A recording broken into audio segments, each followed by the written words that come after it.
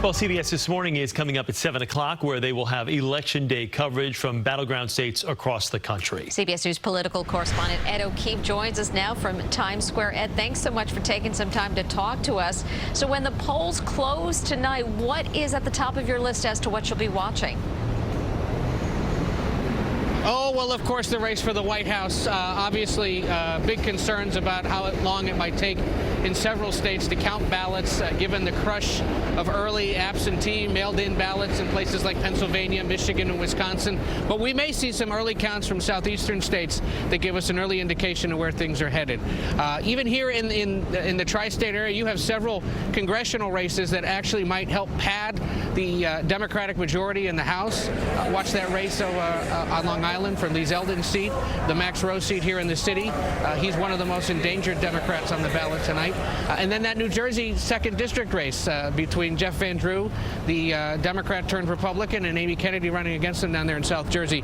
Good examples of the kinds of congressional races that are competitive and the issues that have sort of molded those contests over the last several weeks. And Ed, back to the presidential election here. You've been watching these candidates both closely for the greater part of the last 18 months.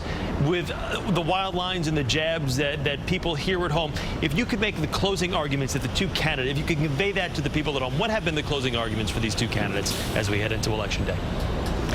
For the president, Chris, it's literally make America great again. I mean, they say it kind of tongue-in-cheek, but it's true. He's trying to recreate the magic from 4 years ago by holding those big rallies across the country and arguing that he will continue to rebuild the economy that was in pretty good shape ahead of the pandemic. Former Vice President Biden, he talks about restoring the soul of the nation, but the broader argument is that he wants to find a way to unify the country again and somehow get control of this pandemic. If at the end of tonight, exit polls show that more voters showed up concerned about the pandemic, that's probably a good sign for the former vice president.